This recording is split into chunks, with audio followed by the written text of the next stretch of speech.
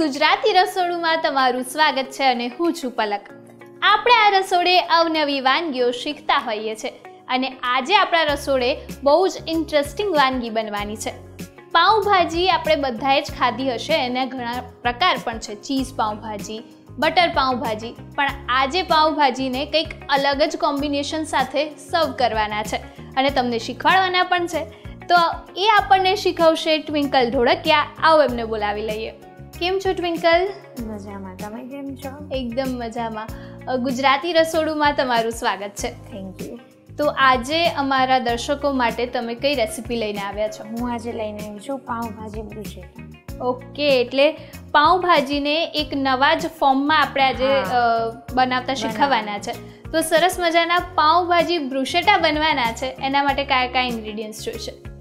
પાઉંભાજી બ્રુશેટા બનાવવા માટે બોઇલ કરેલા બટેટા અને વટાણા છે, આ લોફ છે, ચીઝ, બટર, મેલ્ટ કરેલું બટર છે અને શિમલા મરચાં, ટમેટાં, ડુંગળી, આદુ લસણ મરચાંની પેસ્ટ, કોથમરી, પાઉંભાજી મસાલો, જીરું, ગાર્લિક પાવડર, ગરમ મસાલો, હળદર, ચીલી ફ્લેક્સ, ઓરેગાનો, મરચું, મિક્સ હર્બ્સ, પેરી પેરી મસાલો અને મીઠું.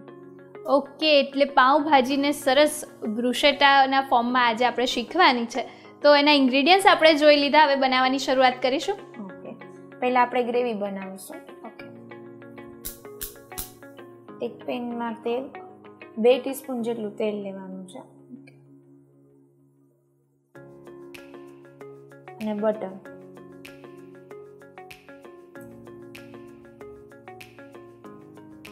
બટર કેટલું લીધું છે આપણે? હાફ બટર લીધું છે. ઓકે, એટલે લગભગ 50 ગ્રામ જેટલું. હાફ 50 ગ્રામ.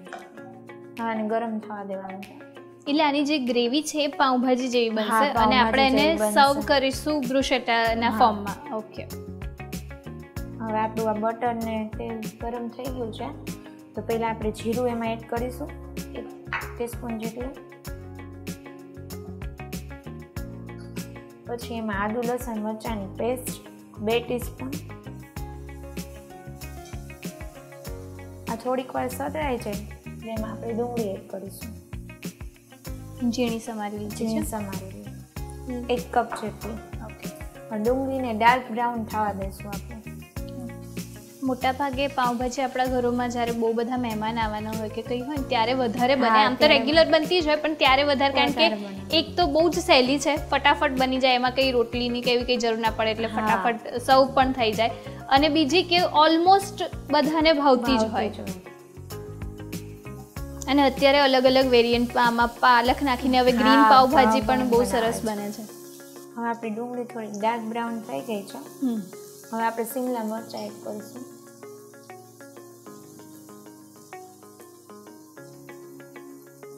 કેટલા નંગ લીધા છે?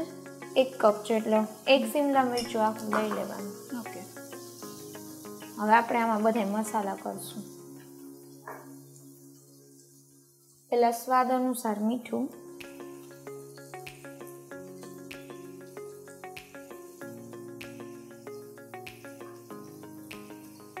પછી હળદર અડધી ચમચી, મરચાંનો ભૂકો 1 ચમચી. જેવું તીખું ખાતા હોય એ પ્રમાણે મરચું. અને આપણે લીલા મરચાં પણ લીધા છે. હા, એટલે જ. ગરમ મસાલો,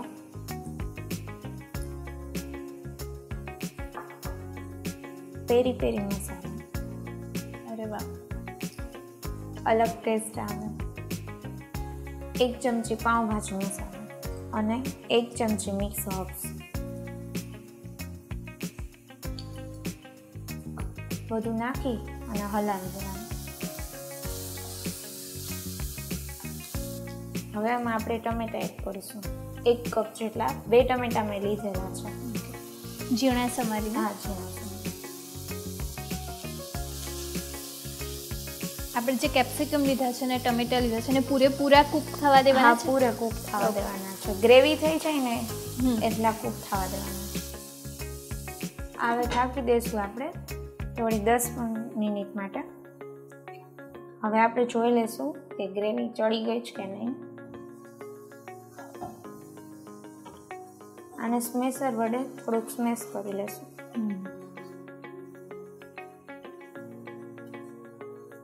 હવે આપણે આમાં આ જે બોઇલ કરેલા બટેટા ને વટાણા હતા એડ કરીશું. કેટલા બટાકા લીધા છે આમાં આપણે આમાં લીધા છે 4 થી 5 બટેટા અને 1 બાઉલ વટાણા. બંનેને બાફી અને મેશ કરી લીધા છે.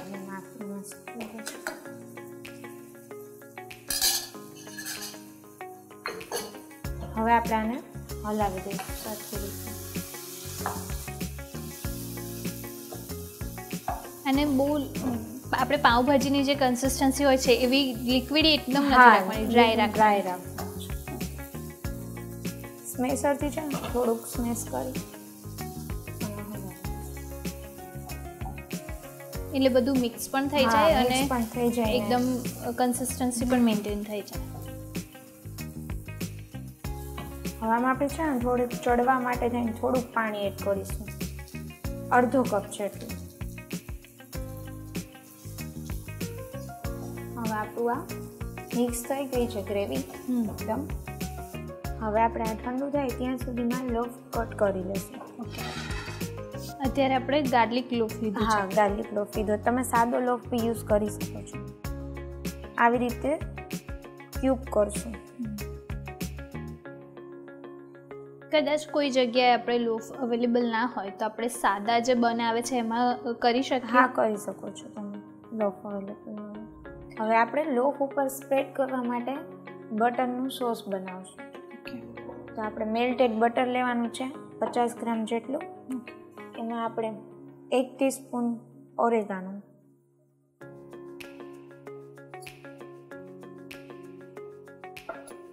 1 ટીસ્પૂન ચીલી ફ્લેક્સ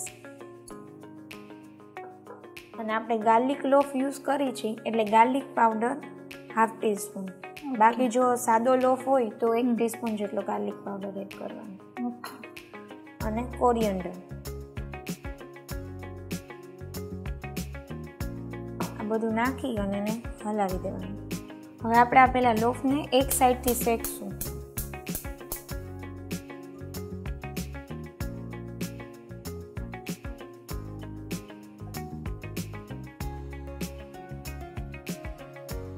એમને બટર લગાવ્યા. ઓકે, એટલે એક સાઈડથી થોડું થોડું થઈ જાય. હવે તમે જોઈ શકો છો આપણું એક સાઈડથી આ શેકાઈ ગયું છે. એને આપણે પ્લેટમાં કાઢી દેવાનું. ગેસ બંધ કરો. એટલે સરસ થોડુંક બ્રાઉન અને કડક થઈ જાય. હવે જે સાઈડ શેકવું હોય ને આપણે એ સાઈડ બટરનો સોસ લગાડવાનો છે.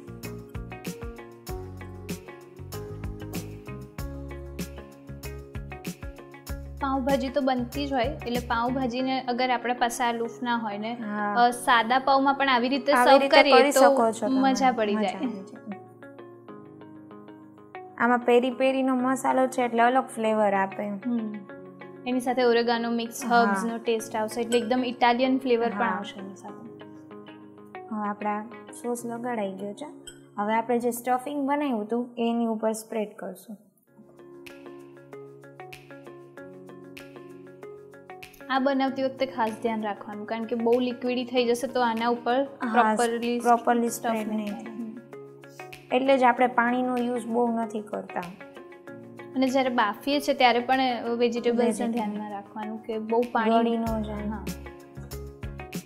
આમાં એક સારું છે કે આપણે ડાયરેક્ટ જે ખાઈ જ લેવાનું. ઓલું તો પાવભાજી ને પાવ ને બધું. અને આમાં પાવભાજીની જેમ બીજા કોઈ વેજીટેબલ્સ જેમ કે ફ્લાવર છે કે કોબી છે એવું કંઈ જ નહીં જોઈએ. આમાં ખાલી આપણે બટાટા અને મટર, ફ્લાવર ને એવું બધું પછી એડ કરશું તો આપણે સ્વાદ ને બધું અલગ થઈ જશે અને થોડી કન્સિસ્ટન્સી પણ ઢીલી થઈ જશે. બધે આમ વ્યવસ્થિત સ્પ્રેડ કરી દેવાનું. હવે સ્પ્રેડ થઈ જાય એટલે આની ઉપર આપણે ચીઝનું ખમણ કરી નાખશું.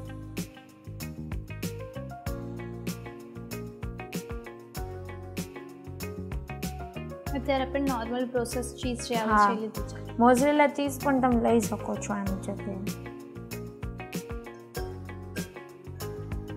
લગભગ અત્યારે એક પ્રોસેસ ચીઝનો આપણે યુઝ કર્યો છે. ચીઝ સ્પ્રેડ થઈ જાય એટલે આની ઉપર આપણે ચીલી ફ્લેક્સ થોડા સ્પ્રિંકલ કરશું. ઇટાલિયન આપણે ટચ આપ્યો છે હા, બ્રુસેટાની એટલે. સ્ટાઇલમાં, એટલે ચીલી ફ્લેક્સ, ઓરેગાનો. અને થોડા ઓરેગાનો.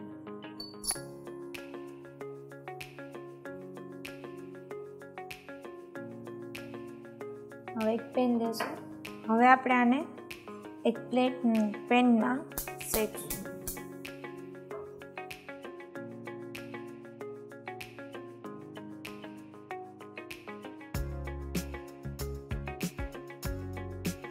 આ જ્યારે કરી કૂક ત્યારે ગેસની ફ્લેમ ધીમી રાખવાની અને આપણું ચીઝ મેલ્ટ થઈ જાય ત્યાં સુધી આને કૂક કરવાનું. તો આવી રીતના ઢાંકણું થાપી અને એને મેલ્ટ થવા માટે રાખશું. હવે આપણું આ ચીઝ મેલ્ટ થઈ ગયું છે. ગેસને બંધ કરી દઈશું અને હવે આપણે આને કાઢી લઈશું પ્લેટમાં.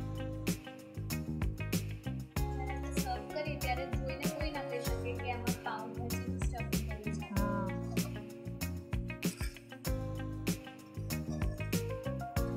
હવે આને આપણે સર્વિંગ પ્લેટમાં સર્વ કરીશું અને કોથમીર ગાર્નિશ. તૈયાર છે આપણા પાવભાજી બ્રુસેટા.